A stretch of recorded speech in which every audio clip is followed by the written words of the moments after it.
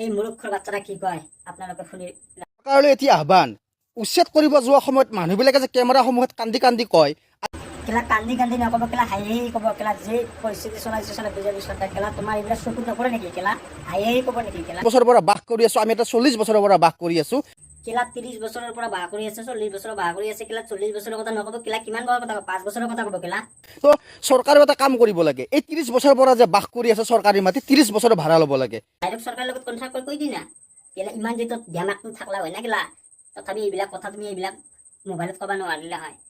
বছৰৰ পৰা যে বাস কৰি আছে 40 বছৰৰ মাটিৰ ভাড়া ল'ব লাগে উচ্ছেদ কৰক ভাড়াও লওক এনেকা করলে নহব এনেকা কথা বলে এইবিলাক নহব কেলা তই যাই পেলাই চিধা যাই পেলাই পুলিচ প্ৰশাসনত কি ধৰবি জানা